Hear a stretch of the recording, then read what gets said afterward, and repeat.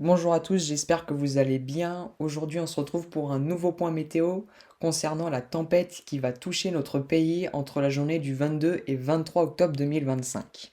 Tout d'abord, qu'est-ce qui se passe? Pourquoi une tempête va nous concerner ces prochains jours? Actuellement, il y a un système dépressionnaire au large de l'Atlantique qui se déplace vers notre pays. Cette dépression est donc peu creuse actuellement, entre 1000 et 995 hectopascales, mais cette dépression-là va complètement se creuser. On appelle ça une bombe météorologique. Elle va perdre plus de 24 hectopascales en 24 heures. Elle aura un creusement très rapide, dû à un jet stream accéléré par un conflit de masse d'air important entre la descente polaire et un anticyclone avec une masse d'air plus élevée. Cette dépression-là va passer de 995 hectopascales à 965-967 hectopascales. Ça fait une perte de 26 à 28 hectopascales en 24 heures. Donc c'est une bombe météorologique qui va nous concerner entre le 22 et 23 octobre. Alors pourquoi cette dépression se creuse si rapidement? C'est parce qu'il y a un jet stream assez important qui va la propulser vers notre pays. On le voit bien, il se renforce avec l'arrivée d'un jet stream de nord, un conflit de masse d'air entre une masse d'air plus froide et une masse d'air plus chaude. Ce jet stream va se renforcer rapidement, jusqu'à 310 km par heure, ce qui va donc creuser la dépression qui va arriver peu de temps après sur notre pays. Quelles sont les rafales prévues pour le modèle Arome, l'un des modèles les plus fiables que nous disposons? On envisagerait donc des rafales très importantes. On voit bien l'arrivée de la dépression au 22 octobre au soir avec des rafales de 100 à 110 km par heure en mer et déjà les côtes bretonnes impactées avec des rafales localement à 100 km par heure sur les côtes et 80 à 90 km par heure sur les terres au soir. Cette dépression-là va se creuser très rapidement et avec l'occlusion de la dépression et l'arrivée d'une masse d'air plus sèche, former un sting jet qui aura lieu au sud de la dépression. Donc on voit bien la pression qui va chuter, passant de 982-983 hectopascales à quelques heures plus tard 975 hectopascales. C'est une chute de pression complètement folle, avec un resserrement des isobars très important, un sting jet qui va se créer au large de la Manche. Donc on voit bien l'enroulement de la dépression, ça va créer un sting jet qu'on voit bien ici, et la dépression qui s'enroule, qui est juste sublime. Et cela donc va engendrer des rafales très importantes en mer, jusqu'à 160 à 180 km par heure en Manche, très proche de la Normandie. Cela va impacter la Normandie dans la nuit du 23 octobre avec des rafales jusqu'à 110 km par heure à 120 localement sur les côtes et des rafales atteignant les 100 km par heure en Normandie dans la nuit et aussi engendrer donc un ciel de traîne à l'arrière de la dépression va se décaler sur la côte atlantique, engendrant des rafales très importantes jusqu'à localement 150 km par heure sous les averses les plus fortes, mais aussi dans les terres. Ce ciel de traîne va se décaler dans les terres engendrant des rafales très importantes sur les premiers départements, notamment la Gironde, les Landes ou encore la Vendée. Donc dans les terres, des rafales très soutenues, des rafales dangereuses pour cette nuit du 23 octobre jusqu'à la matinée, avec des rafales locales jusqu'à 130 km par heure dans les terres. On voit bien donc l'arrivée du ciel de traîne dans les terres jusqu'au centre de notre pays avec des rafales toujours comprises entre 100 et 110 km par heure, mais aussi au niveau des massifs, des rafales soutenues auront lieu dans la matinée du 23 octobre.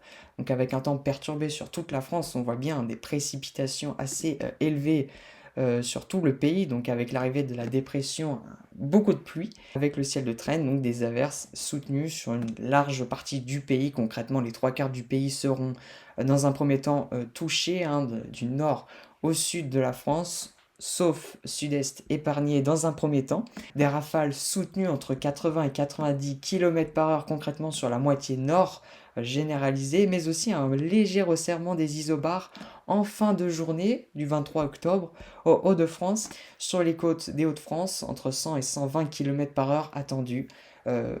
dans la soirée du 23 octobre, avec 100 km/h sur les terres, hein. Un fort coup de vent aussi attendu en Méditerranée, avec une masse d'air plus froide qui va donc arriver avec la perturbation. On voit d'abord une montée d'air chaud, un conflit de masse d'air très important entre la dépression qui va monter l'air chaud et la descente polaire d'ailleurs qui aura lieu juste après. Et on voit bien donc la Méditerranée, une masse d'air entre 14 et 16 degrés, et avec l'arrivée de la dépression, une chute des températures aura lieu, engendrant des rafales très soutenues. Un risque de phénomène tourbillonnaire pour notre pays pour la journée du 22 et 23 octobre. Kéronos nous a sorti une carte, donc un risque d'orage sur l'entièreté du pays pratiquement, mais aussi un risque de tornade dû au cisaillement des vents importants sur l'entièreté du pays, engendrant un risque de tornade soutenu sur une large partie du pays. Le nord du pays et le sud-ouest seront touchés par ce risque tornadique pour la journée du 22 et du 23 octobre. Demain aussi un risque donc d'orage généralisé sur le nord du pays, mais aussi le sud-est du pays. Un risque tornadique toujours élevé la journée du 23 octobre 2025. Des différences sont toujours présentes sur les modèles, notamment sur le modèle UCMO qui voit donc comme arôme un Stingjet très soutenu mais légèrement plus au sud, concernant plus la Normandie avec des rafales très soutenues jusqu'à 130-140 km/h sur les côtes normandes, avec des rafales locales jusqu'à 120 km/h dans les terres, mais aussi aux Hauts-de-France des rafales plus soutenues pourraient avoir lieu avec un second resserrement des isobars dans la soirée du 23 octobre, et des rafales donc de 110 à 120 km/h sur les côtes, mais aussi 100 km/h dans les terres, un peu plus généralisées que pour le modèle Arome dans les Hauts-de-France. Mais un ciel de traîne moins actif vu par UCMO, donc des rafales seulement de 120 à 130 km/h en mer, et sur les côtes 110 km/h, mais par contre des vents donc moins soutenus en terre sur la côte atlantique. 100 km/h ne seraient pas atteints d'après le modèle UCMO. Par contre, en mer Méditerranée, un vent plus soutenu, avec des rafales pouvant atteindre les 130 km/h sur le contour méditerranéen, des vents soutenus aussi au Massif central, mais moins soutenus du côté de la Suisse et des Alpes. La Corse aussi serait concernée par un fort coup de vent, voire une tempête. Encore un scénario très différent d'après le modèle Icon cette fois-ci, un Stingjet pratiquement pas présent du côté de la Manche. On voit bien dans un premier temps, d'après ce que Arome et UCMO envisageraient, Icon ne le voit pas. Un Stingjet d'abord absolument pas présent, un début de Stingjet pourrait avoir lieu, mais beaucoup moins intense que pour Arome et UCMO, seulement 120 à 130 km/h pour le modèle Icon, et des rafales très peu soutenues sur les régions de Bretonne, hein, les 80 km/h ne seraient même pas atteints. Par contre, des rafales plus soutenues du côté de l'est de la France, jusqu'à localement 100 km/h dans les terres, plus importantes que pour le modèle Arome qui envisagerait uniquement 80 à 90 km/h localement. Des rafales moins importantes également du côté de l'Atlantique, de la côte atlantique. Pour le modèle Icon, les 100 km/h seraient uniquement sur les côtes et les 80 km/h, localement 90 km/h, dans les départements de la Langue, Gironde ou encore Vendée.